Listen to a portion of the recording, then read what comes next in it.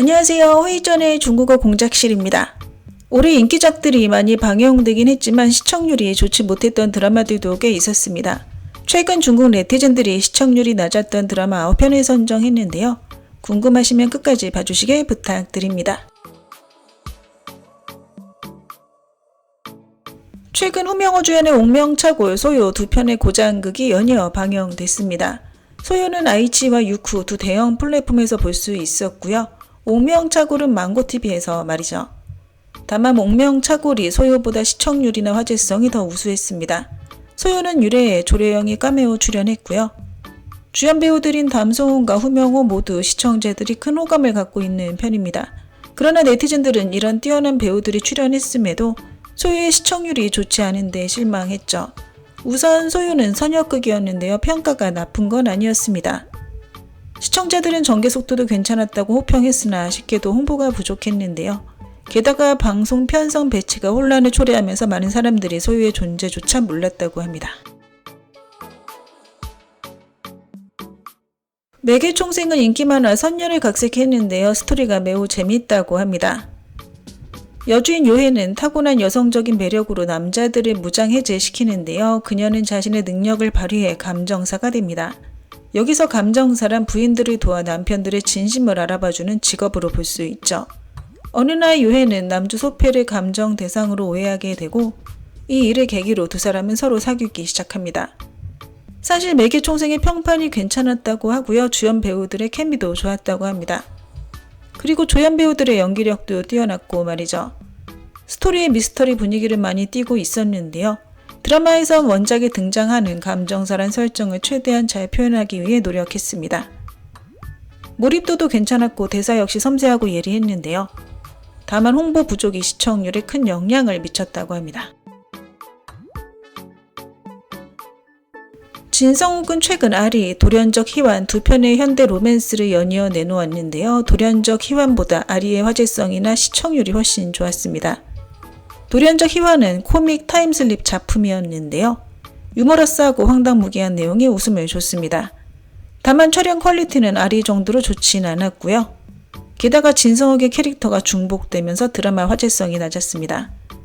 2025년 연애상담 스트리머 임화나는 뜻밖에도 로맨스 소설 게임 세계로 들어가게 되는데요. 1999년 배도 총재 고혜명과 대결을 펼치게 됩니다.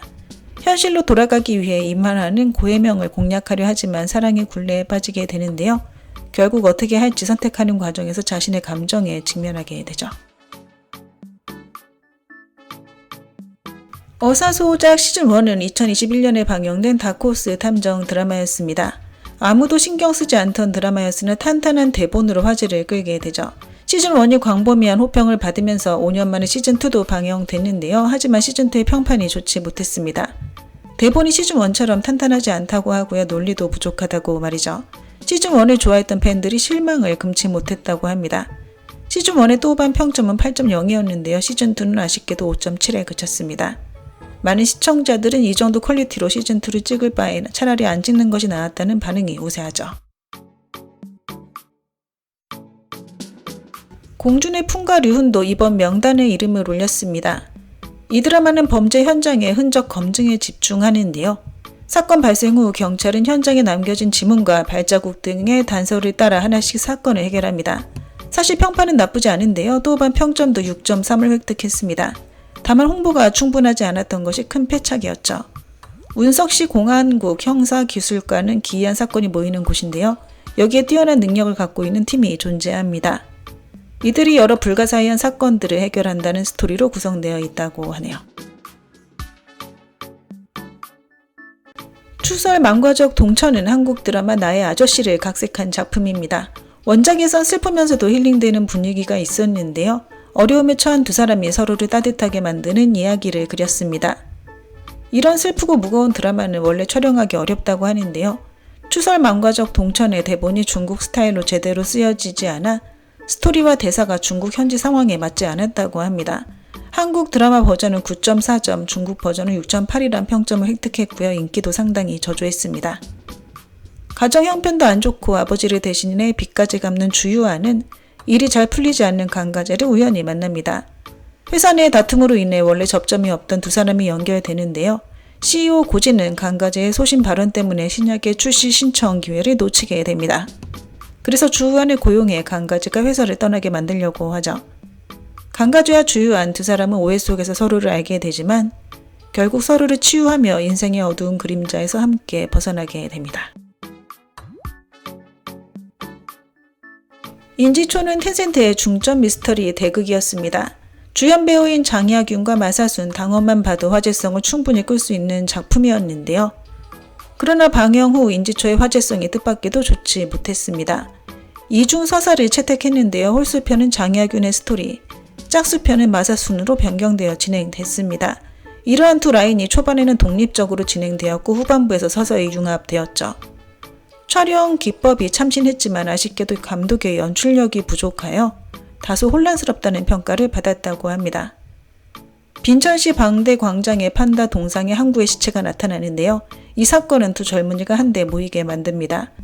고풍은 계속 친부모를 찾고 있었는데요. 판다 동상이 부서진 날 고풍은 세상을 떠난 양아버지가 현장에 있는 것을 발견합니다. 도시 반대편에선 오비비의 가족이 위기에 직면해 있는데요.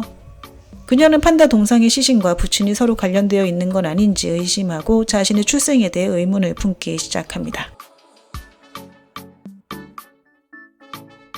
암연자적 구속은 여성 소재 미스터리 드라마인데요. 배우들의 이름만 들으면 누군지 모를 수 있으나 익숙한 얼굴들이라고 합니다.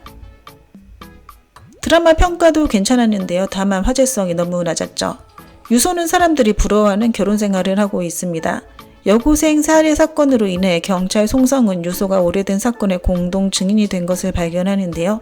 조사 과정에서 경찰은 유소의 남편 주학이 겉보기엔 착해 보이지만 사건과 관련된 수많은 단서를 숨기고 있음을 알게 됩니다. 유소는 경찰 송성과 정체불명의 안니를 만난 후 몇 년 전에 그림자를 마주하기 시작하죠.